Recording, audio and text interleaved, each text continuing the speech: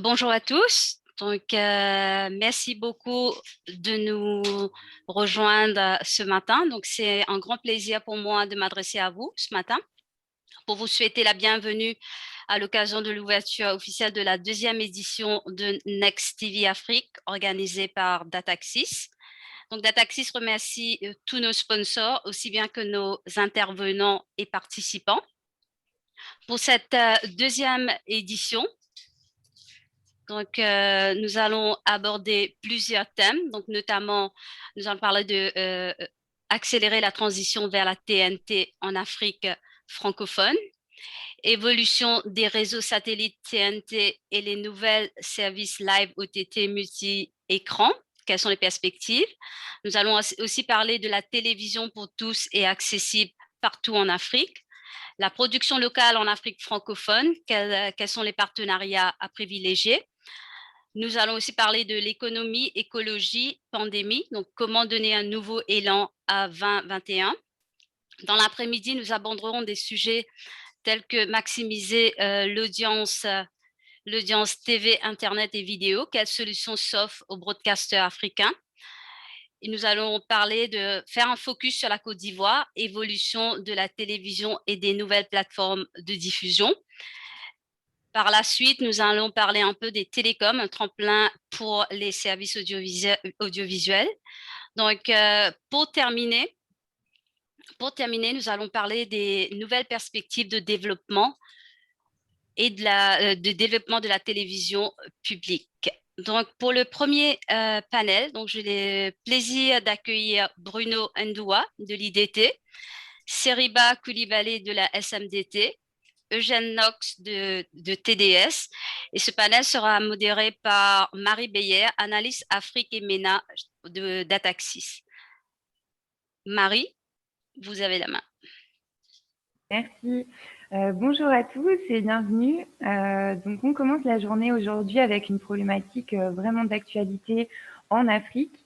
C'est la transition vers la TNT, donc la télévision numérique terrestrielle. Donc, comme l'a dit Priscilla, nous avons le plaisir aujourd'hui d'avoir avec nous Monsieur Bruno Ndoua. Donc, vous êtes directeur des études et du développement et responsable du suivi des déploiements du projet TNT à l'IDT, donc l'ivoirienne de télédiffusion.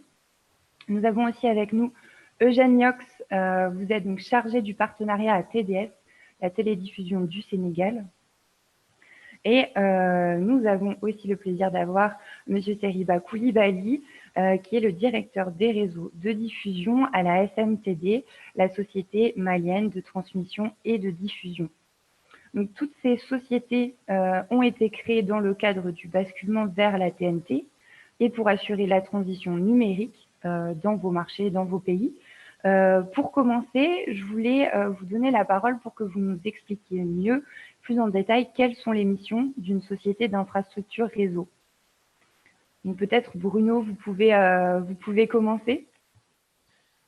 D'accord, merci. Bonjour à tous. Comme l'avait si bien dit, dans le cadre de la migration de la télévision analogique vers la télévision numérique, la Côte d'Ivoire a créé la Société ivoirienne de télédiffusion le 18 décembre 2018. Seulement, cette société a commencé à fonctionner à partir de 2019, où véritablement on lui avait confié les missions d'assurer la gestion des centres émetteurs de diffusion qui existaient avant et qui étaient sous la coupole de la RTI, qu'on a rétrocédé à la Société ivoirienne de diffusion. Ensuite, créer le réseau de diffusion des télévisions numériques terrestres et assurer son exploitation et son entretien et son extension. Ensuite, créer les fournitures de services de multiplexage, de transport, de diffusion des chaînes TV gratuites et des bouquets payants, ainsi que les radios publiques. Donc, au niveau de IDT, les missions principales qui sont assignées à la société sont celles-là. Par contre, il y a d'autres, d'autres missions telles que pouvoir faire le service de colocalisation avec les sociétés de mobile, comme par exemple, pour ne pas faire de publicité, citerait Orange, MTN, Move, mais ceux-là, nous sont nos partenaires, en même temps nos clients. Voilà en gros hein, les sociétés et les missions qu'on a données à l'IDT. Et seulement l'IDT est sous la supervision de la ACA, qui est la Haute Autorité de la Communication de l'Audiovisuel, qui est l'organe régulateur du secteur audiovisuel en Côte d'Ivoire. Pour terminer, je voudrais dire que l'IDT est le seul qui a le monopole de diffusion télévisuelle hertzienne en Côte d'Ivoire. C'est-à-dire qu'il n'y a pas une autre société qui peut diffuser en hertzien en Côte d'Ivoire à part IDT pour l'instant.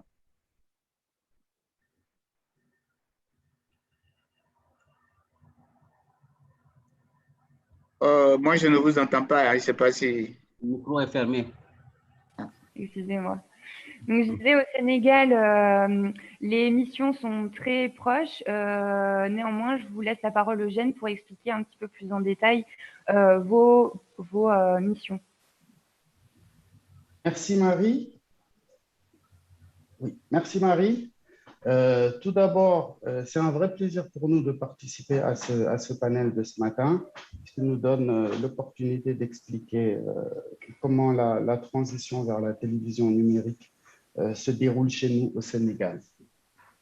Donc, à l'instar des autres pays, hein, la société de télédiffusion du Sénégal a été créée en 2017 à travers une loi, donc une loi de création, qui est survenue à la suite d'une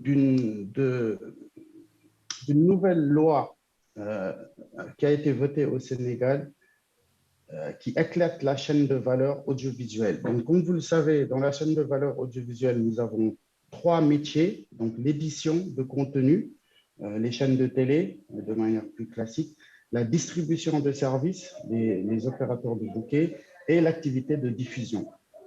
Donc, à la suite de cet éclatement de la chaîne de valeur, l'État du Sénégal a créé la société de télédiffusion qui a en charge donc, la gestion et l'exploitation de la TNT ici au Sénégal à travers la collecte des signaux, leur transport et la diffusion de ces signaux-là vers les foyers.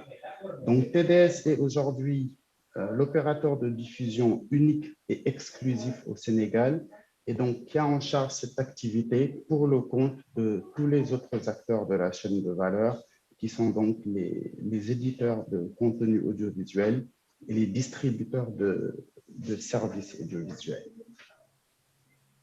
Très bien. Et donc, même question pour vous, Serida. Quelles sont les missions qui ont été attribuées à la société malienne de transmission et de diffusion?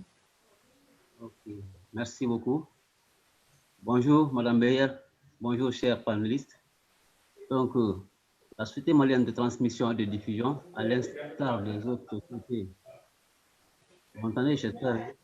Donc, je disais que la Société malienne de transmission et de diffusion, à l'instar des autres sociétés de télédiffusion, a été créée en octobre 2015, avec pour objectif déjà de mener la transition vers la TNT, mais aussi de gérer les infrastructures de télécommunications de l'État.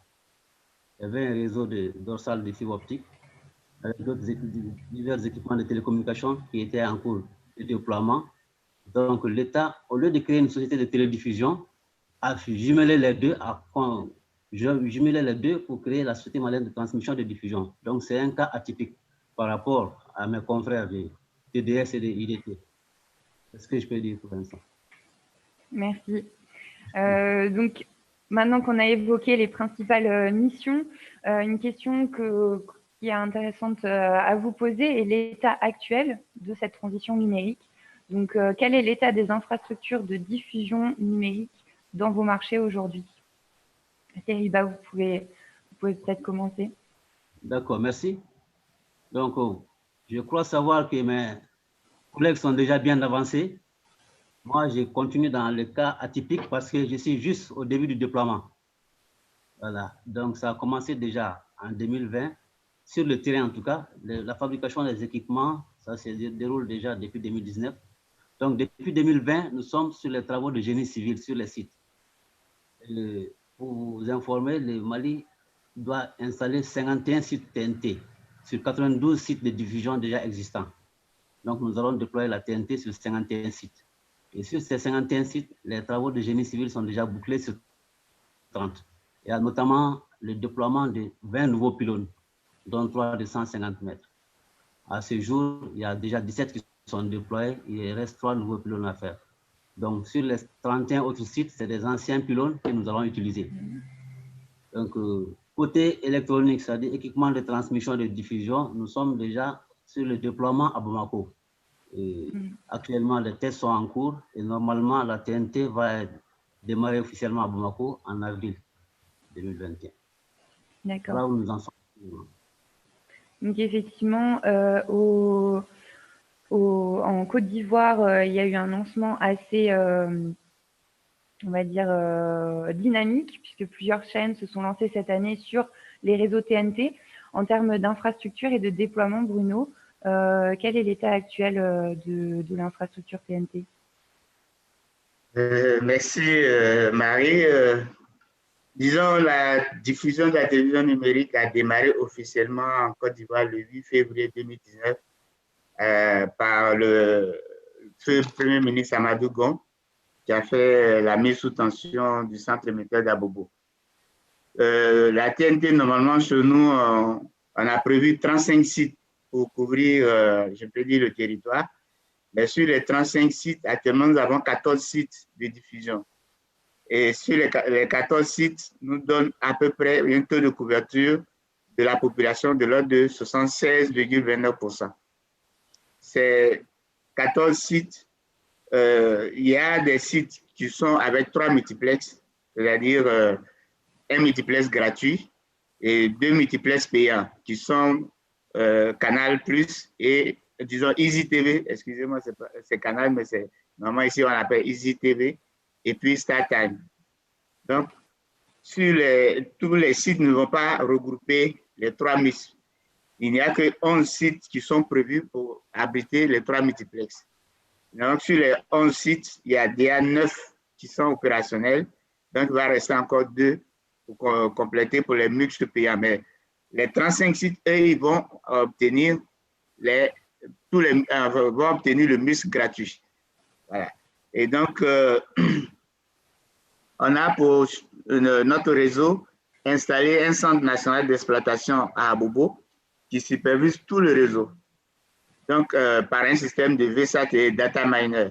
Donc, tout ce qui se passe logiquement dans les centres hors d'Abidjan, sur les autres sites, on a les informations qui sont rapatriées par VSAT et qui sont étudiées au Centre national d'exploitation. Pour l'instant, comme on vient de démarrer, je peux dire, parce que c'est vrai, 2019-2021, c'est à peu près 2 ans, les équipements fonctionnent bien et puis c'est encore sous garantie. Parce que les premiers équipements, on a pris des garanties de 2 ans. Voilà un peu ce que je peux dire pour le réseau. Ben, n'empêche que nous continuons de déployer parce que très bientôt, nous aurons 2 à 3 sites qui seront mis en marche d'ici fin avril ou tout au plus début mai. D'accord. Merci. Eugène, au Sénégal, le déploiement est aussi assez avancé. Est-ce que vous pouvez partager avec nous l'état actuel? Oui, tout à fait. Alors, au Sénégal, le projet de basculement à la TNT a été officiellement lancé par le président de la République en 2014. Et donc, les études préalables faisaient état de 29 sites de diffusion pour une couverture optimale. Ces 29 sites ont été optimisés à 25 sites pour pouvoir couvrir l'ensemble du territoire et l'ensemble des populations. Donc, à ce jour, nous sommes à 22 sites opérationnels, donc sur 25 prévus, avec une présence du signal dans les 14 régions du Sénégal pour un taux de couverture d'environ 90% de la population. Donc, sur chacun des sites de diffusion, il est prévu 4 MUX, donc 4 multiplex, avec 2 multiplex qui sont en concession avec un opérateur privé sénégalais qui opère un bouquet payant dessus. Et puis les 2 autres MUX qui sont réservés aux 17 chaînes de télé publiques privées du Sénégal qui sont d'accès gratuit pour les populations. Donc voilà un peu l'état à date du déploiement de la TNT au Sénégal.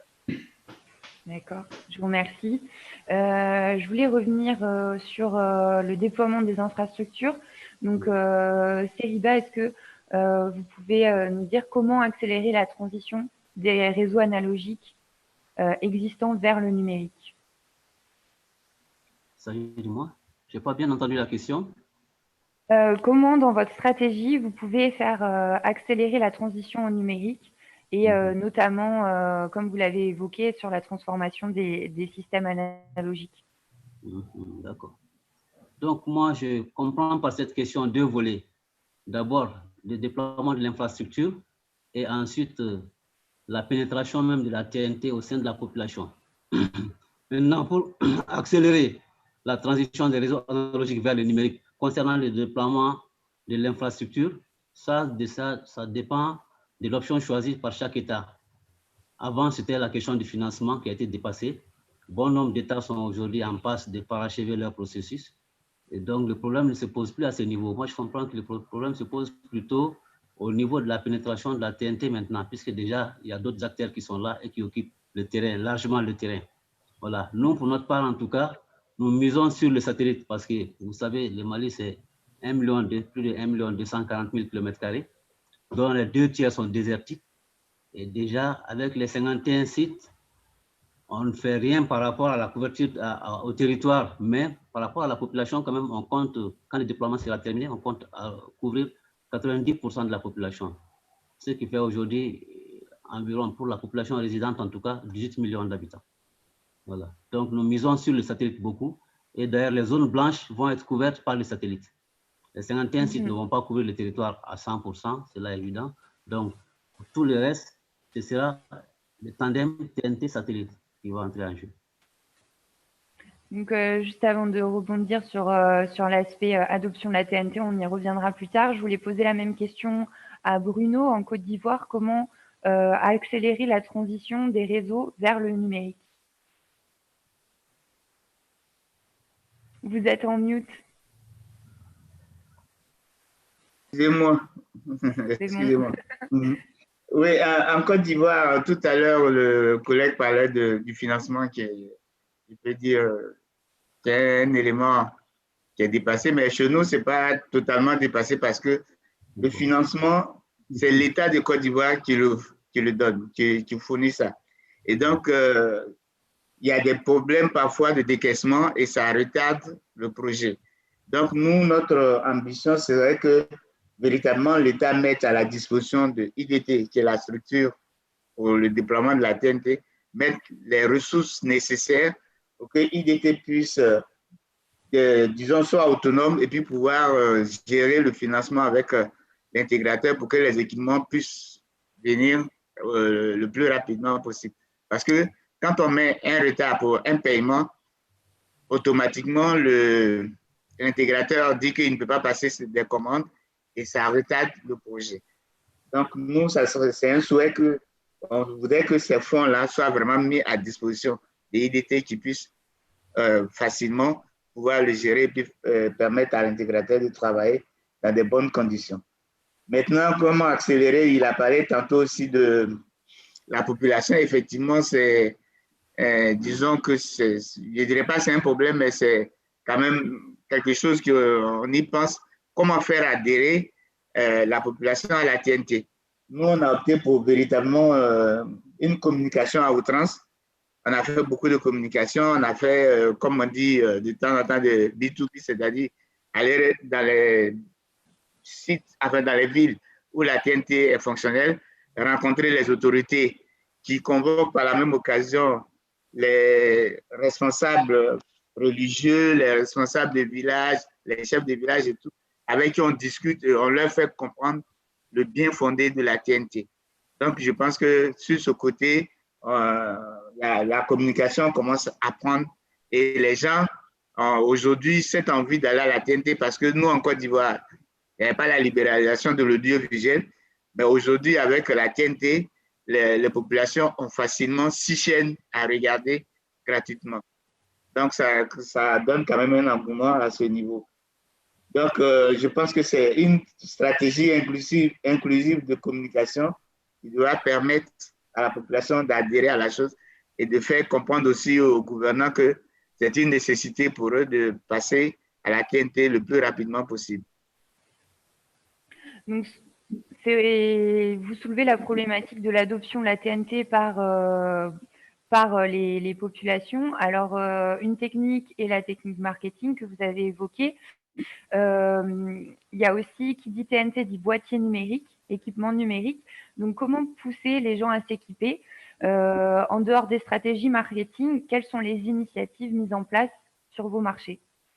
Donc, peut-être, Eugène, vous pouvez nous dire comment c'est au Sénégal, s'il y a des accompagnements et des stratégies mises en place. Oui, alors, au Sénégal, ce que nous avons fait, notamment pour les équipements de réception, le Sénégal est un cas un peu particulier. En 2014, lors du lancement du projet, l'État du Sénégal a opté pour confier ce projet à un partenaire privé national, donc à qui on a signé une convention de concession, donc qui avait en charge la construction et le déploiement des infrastructures et son exploitation pendant 5 ans renouvelables, 5 ans encore pour arriver à son retour sur investissement. Donc, c'est un partenariat public-privé qui était corrélé à l'exclusivité de l'importation et de la distribution des équipements de réception, les décodeurs. Alors, en parallèle, l'État du Sénégal a fait l'acquisition de 120 000 décodeurs que nous sommes en train de distribuer jusqu'à date à une population qui a été ciblée, les foyers vulnérables qui peuvent accéder difficilement à ces équipements de réception. Donc, nous avons un projet de continuer d'acquérir avec l'État du Sénégal des décodeurs que nous continuerons de distribuer gratuitement. Donc, nous avons estimé à environ 1 600 000 foyers à équiper de décodeurs TNT au Sénégal. Nous avons un petit pays, 192 000 km² comparé à nos amis du Mali. Voilà, nous sommes une petite île. D'où donc le nombre de 25 sites de diffusion qui nous permettrait de couvrir de manière relativement correcte tout notre territoire. Donc, l'État du Sénégal accompagne les foyers dans l'acquisition de ces décodeurs-là. En parallèle, le concessionnaire privé qui est partenaire de l'État du Sénégal, à travers certains leviers que l'État a mis à sa disposition, arrive à fournir le marché à des tarifs relativement accessibles pour la population. Donc, ce qui permettra une adoption plus ou moins facile de ces décodeurs-là. Ce qu'il faut comprendre, et je pense qu'on est tous d'accord dessus, c'est que nous n'avons même pas le choix. Donc, le passage de l'analogique au numérique, ce n'est pas vraiment une décision de nos États, c'est quelque chose qui nous vient de l'IUT, donc nous n'avons même pas le choix. Et donc, les choses doivent être faites pour que le déploiement se fasse dans les meilleures conditions et que les populations continuent d'avoir accès à l'information via la télévision.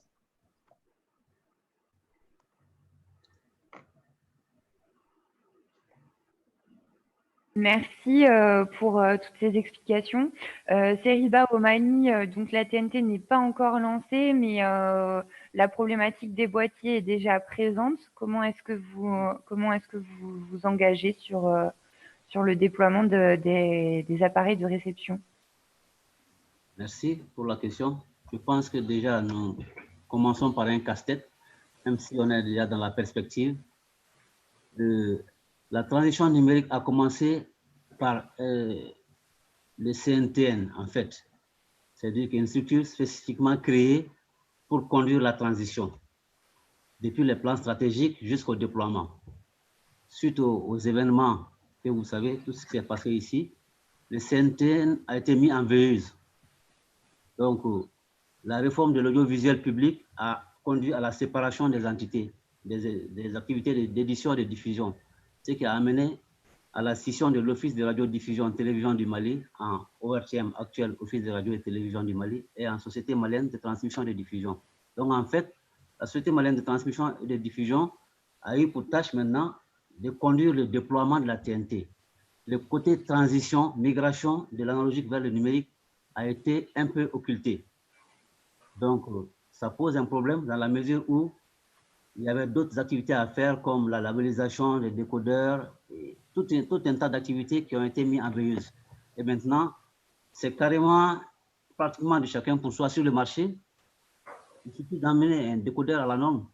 Il y a actuellement beaucoup de boîtiers combo alliant avec des tunnels satellites et des tunnels TNT. Voilà. Mais il n'y a aucune norme qui est vraiment imposée pour l'importation de ces équipements-là.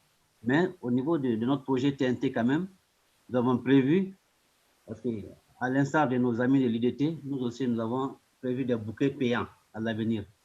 Il y aura un mix public, mais aussi des mix payants au niveau de Bamako et des capitales régionales. Donc, il y a un boîtier qui est prévu. Dans le projet, dans le scope du projet, il y a 50 000 décodeurs qui doivent être fournis et ça a même commencé à arriver déjà, puisque le déploiement aussi a commencé et avec en perspective aussi 2 millions d'autres après. D'accord. Bruno, est-ce que vous voulez répondre sur les boîtiers également? Oui, je voudrais faire un petit rappel d'abord avant de parler de ce qui est actuellement. En 2015, il y avait un comité national de migration vers la TNT qui était en place et qui avait fait un projet pilote. Donc, ce comité avait commandé 1000 décodeurs qu'ils ont distribués gratuitement à la population. Bon, maintenant IDT est arrivé, IDT a été, bon, disons que les boîtiers, il y a eu un décret d'exonération de titres de réception, comme on dit, chez nous, c'est-à-dire les antennes et les décodeurs. Et cela a permis à l'État de prendre également un décret pour plafonner les prix de vente, le décodeur à 10 000 francs et le décodeur de base, je dis, hein, pas les décodeurs sophistiqués, mais les décodeurs de base qui permettent d'avoir la vidéo et puis le son. Ça a 10 000 francs et puis l'antenne UHF à 6 000 francs pour que effectivement la grande population puisse acquérir ces types de réception. Mais chez nous ici, il n'y a pas, disons, un monopole accordé à une société. Tout homme vivant en Côte d'Ivoire qui a la possibilité d'importer des décodeurs et des antennes est libre de le faire. Le marché a été libéré par le gouvernement. Donc, c'est un marché libre. Chacun peut commander ses décodeurs et puis les commercialiser. Voilà un peu ce qui se passe au niveau des boîtiers en Côte d'Ivoire. D'accord, merci. Donc, vous l'avez tous les trois rapidement évoqué. Dans cette transition vers le numérique, il y a aussi une évolution du cadre juridico-réglementaire autour de ces nouveaux acteurs qui arrivent. Donc, moi, je voulais savoir qui sont les acteurs et les nouveaux acteurs impliqués dans cette transition numérique et comment, en tout cas, quelles sont les problématiques pour vous juridiques sur ce nouvel écosystème. Donc, Eugène, vous pouvez peut-être commencer parce que je sais qu'au Sénégal, c'est vraiment d'actualité.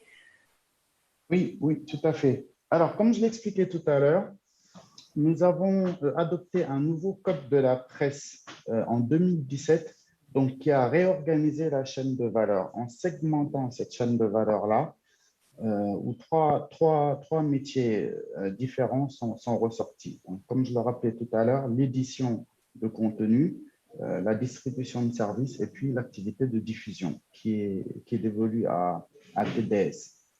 Donc, ces trois acteurs, une fois que la chaîne de valeur a été éclatée, aucun de ces acteurs ne peut cumuler plusieurs activités de la chaîne de valeur. C'est-à-dire que les éditeurs vont se cantonner à leur cœur de métier, qui est la production de contenu audiovisuel de qualité, parce qu'au final, évidemment, c'est sur cet aspect-là qu'ils seront jugés. Donc, les autres acteurs qui existent, c'est l'autorité de régulation, comme dans chacun de nos pays, et puis le ministère en charge de la communication qui a la charge de définir les politiques publiques du secteur. Alors, nous, en ce moment, au Sénégal, nous sommes en pleine discussion, en plein partage Parce qu'avec le nouveau code de la presse, les activités ont été réorganisées. Donc, il y a des nouveaux cahiers de charges, des nouvelles conventions qui doivent être signées par chacun des acteurs. Et nous sommes dans ce processus-là actuellement. Les discussions sont très, très avancées. Nous comptons fin premier trimestre, début deuxième trimestre, boucler cette étape pour que les différents acteurs puissent signer leurs conventions et leurs cahiers des charges, ce qui mettra un terme au processus de transition, si on peut l'appeler comme ça. Donc voilà où nous en sommes sur le cadre juridico-réglementaire. En rajoutant peut-être, il y a également, en plus de ces deux aspects, donc les conventions et les cahiers des charges des éditeurs et des distributeurs. En tant qu'opérateur de diffusion, nous avons déjà signé notre convention avec l'opérateur de régulation, avec l'autorité de régulation. Donc, le dernier aspect qui est également en train d'être discuté, c'est la grille tarifaire de l'opérateur de diffusion. D'accord. Alors, il y Alors a ça, ces trois documents qui sont en train d'être discutés. C'est vrai que ce dernier élément est un peu plus discuté que les deux autres, mais avec la bonne volonté des uns et des autres, je pense que nous arriverons à quelque chose de concluant très, très rapidement. d'accord, merci. On y reviendra sur ce sujet des offres et de ce catalogue de services que vous allez proposer. Seriba, au Mali, l'écosystème actuel est un écosystème de construction encore des infrastructures. Donc, je voulais ajouter à la question des nouveaux acteurs aussi comment financer le développement de ces infrastructures dans ce nouvel écosystème. Comment financer le développement des infrastructures? Et en fonction des parties prenantes, qui finance quoi et qui est impliqué à quelle échelle? Oui, oui, d'accord. Déjà, je vais commencer par dire que nous ne sommes pas monopolistes en tant que diffuseurs au Mali.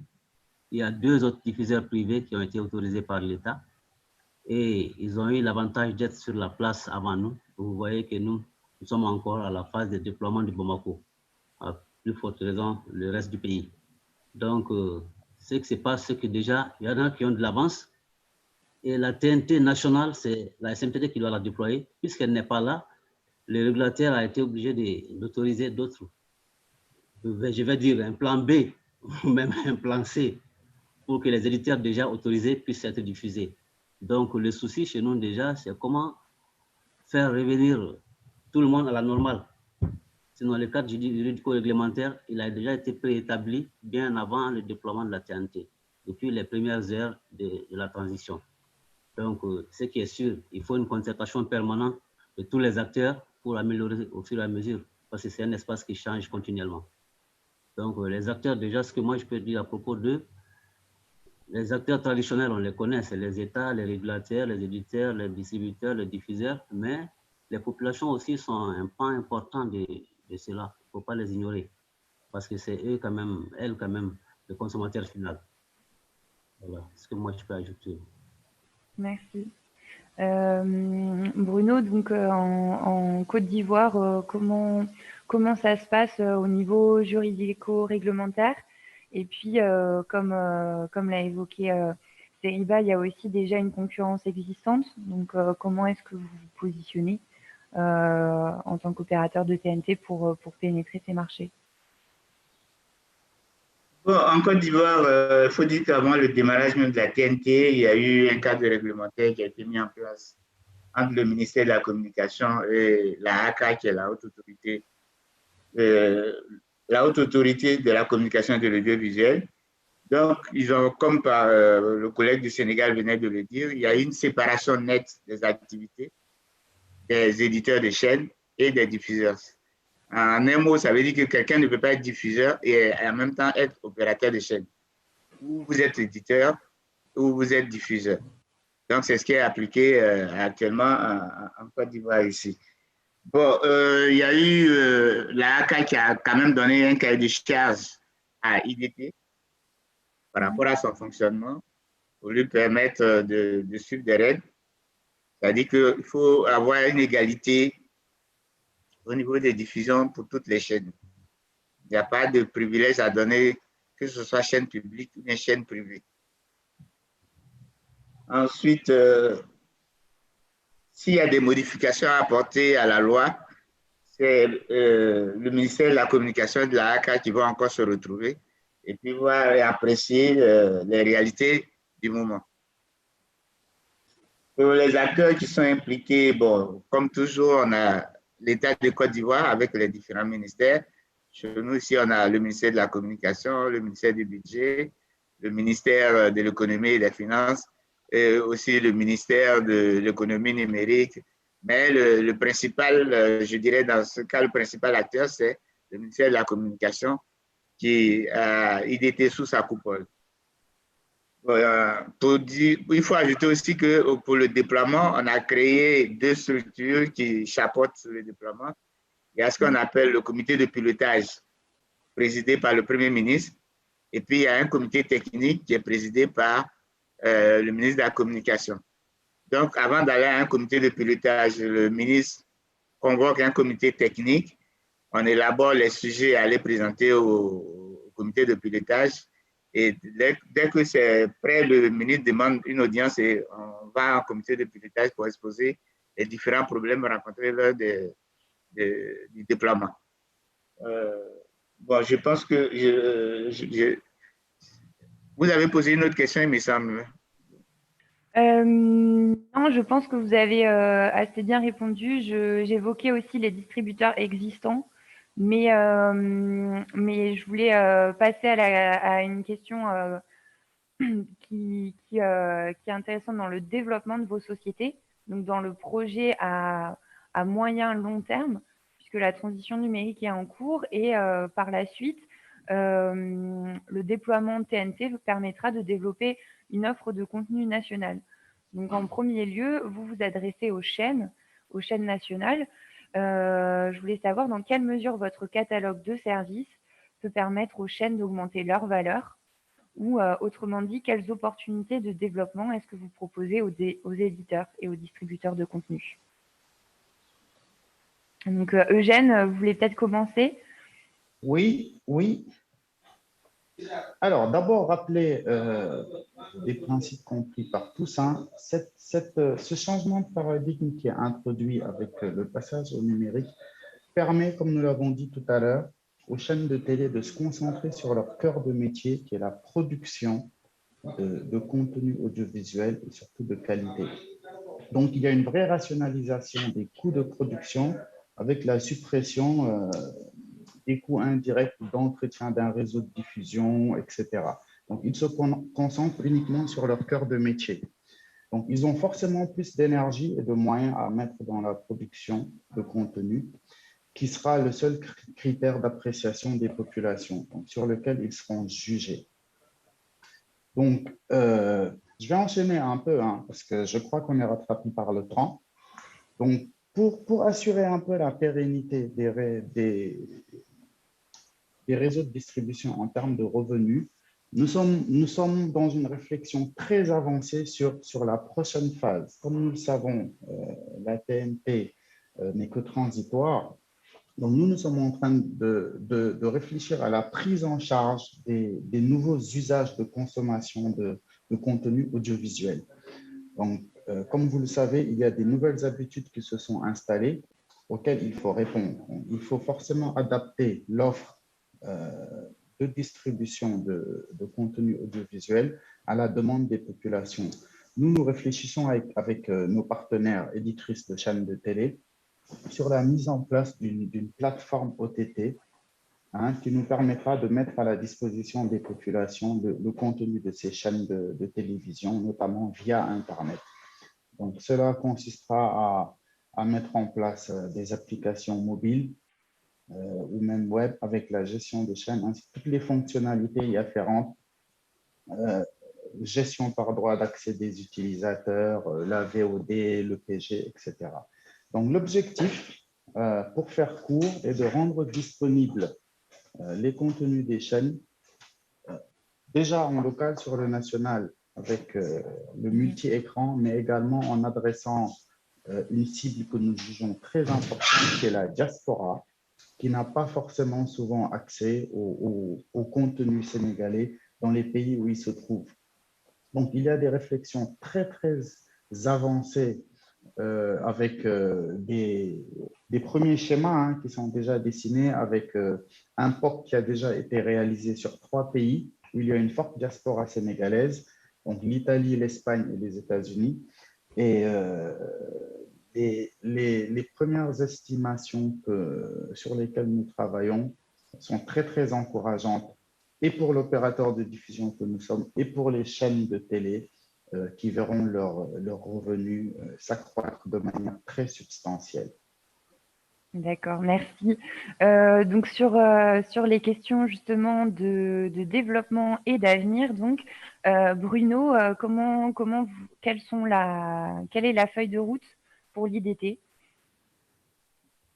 Bon, je dirais malheureusement, IDT a été limité dans ses missions par le décret de création de l'IDT. Mais aujourd'hui, on envisage quand même de faire un recours auprès du ministère de tutelle, c'est-à-dire le ministère de la Communication, pour essayer quand même de lever un peu les verrous pour permettre à IDT d'offrir d'autres services comme l'OTT aux éditeurs de chaînes. Donc, tant que ces verrous ne sont pas sautés, nous, on ne peut pas proposer quelque chose à nos éditeurs. Mais pour être, enfin bref, puisqu'on nous dit que l'État est chose, nous, à IDT, c'est juste la qualité de diffusion qui est notre priorité, et c'est ce que nous mettons en avant par rapport à nos éditeurs. Puisque le contenu leur incombe, nous n'avons pas à toucher. C'est ce qui nous envoie comme contenu que nous diffusons. Mais pour la qualité de réception, en tout cas, c'est IDT qui doit mettre tout en œuvre pour que cela soit bien perçu auprès des populations. Maintenant, pour la pérennité de distribution, c'est ça, je pense que c'est la question. Oui, c'est ça, pour les relais de croissance. Oui, bon, IDT n'a que les droits de diffusion actuellement et puis le soutien de l'État. Et nous voulons que l'État puisse effectivement soutenir IDT sur 3 jusqu'à 5 ans pour qu'au moins la nouvelle société puisse se stabiliser. Et puis, s'il nous accorde de faire d'autres services additionnels pour pouvoir véritablement aider la société à aller de l'avant. Parce que si nous restons dans le schéma tel que défini par la création de IDT, IDT à les mains liées ne pourrait pas faire d'autres choses.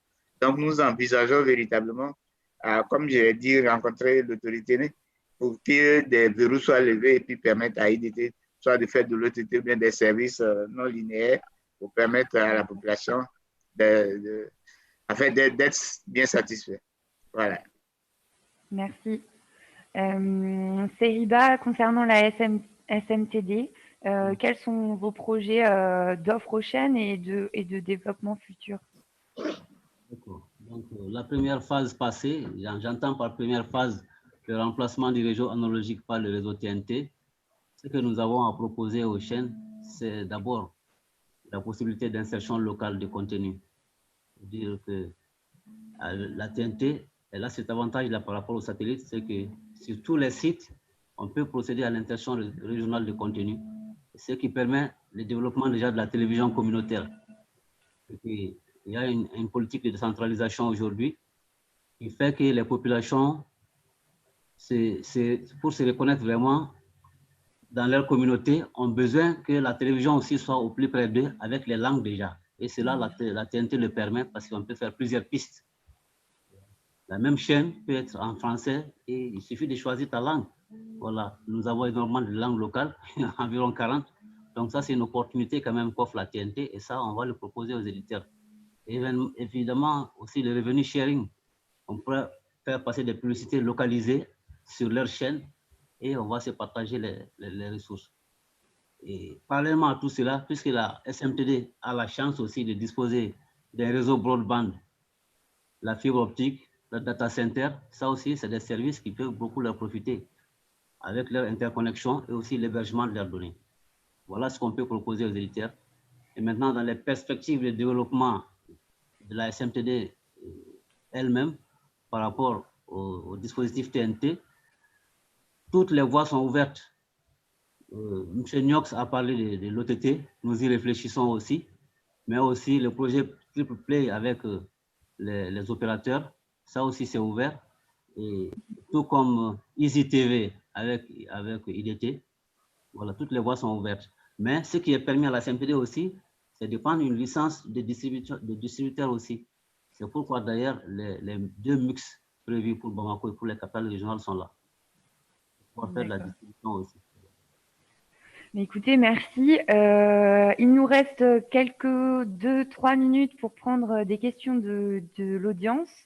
Donc, il y a une question, je pense qu'on a un peu répondu au cours de notre conversation. Je voulais savoir si les outils utilisés pour le déploiement de la TNT sont identiques dans tous les pays de l'Afrique francophone. Donc, on a vu qu'il y avait des particularités. La question, c'est, y a-t-il une organisation en charge de la supervision du déploiement de la TNT dans les pays francophones? Donc, je pense une organisation régionale. Sinon, n'y a-t-il pas un risque d'échec du déploiement dans certains pays? Une organisation sous-régionale? Alors, je vais peut-être prendre la parole. Je ne sais pas si ça pourra répondre à la question, mais avec nos collègues de la sous-région, nous avons réussi à monter un réseau qui regroupe donc les différents opérateurs de diffusion où nous réfléchissons sur nos différentes problématiques, hein, allant de nos contraintes jusqu'à nos perspectives d'évolution. Donc, il y a une réflexion commune qui est en train d'être menée entre nous. Donc, je ne sais pas si ça répond vraiment à la question, mais c'est un premier instrument qui existe et qui pourra formuler à l'attention des organismes communautaires, hein, UEMOA, voire CEDEAO, des recommandations pour faire évoluer les choses en cas de blocage dans nos différents projets. Maintenant, au niveau communautaire, étatique, je ne suis pas sûr qu'il existe quelque chose. Je vais laisser peut-être la parole à mes collègues. Je pense que, enfin, j'abonde dans le même sens parce qu'il y a, comme vous l'avez dit, un réseau qui est en création. Il y a la directrice de STB Burkina qui est la présidente. Mon directeur général est le vice-président. Donc, je pense que c'est dans ce sens qu'il va falloir, disons, mettre les forces ensemble et puis essayer d'avancer et trouver des solutions pour le bonheur de nos populations. Allô? Oui. Moi aussi, c'est pareil. J'abonde dans le même sens que mes prédécesseurs. À ma connaissance, c'est cette structure qui existe pour le moment. C'est au niveau sous-régional maintenant. Ce que je peux juste dire, c'est l'UEMOA qui a fait des recommandations par rapport à la norme. Et c'est cette norme qui est utilisée actuellement. Au-delà de cela, je ne sais pas s'ils sont impliqués au niveau du déploiement, au niveau des différents États. Mais quand même, ces regroupements dont mes collègues parlent, déjà mènent des réflexions, dont par exemple un bouquet sous-régional, un bouquet qui va regrouper toutes les chaînes publiques des différents pays. Ça, c'est une idée que je trouve qu'il faut vraiment creuser. D'accord. Ben, écoutez, c'était le mot de la fin. Merci beaucoup d'avoir partagé avec nous vos expériences et vos projets et l'avancée de vos marchés. Donc, n'hésitez pas à les contacter en message sur la plateforme Swapcard et on se retrouve pour les prochains panels. Merci beaucoup. Merci beaucoup. Merci. Au revoir. Merci, Mfendoua. Merci Marie pour la brillante modération. Merci à vous. Merci beaucoup. Au revoir. Au revoir.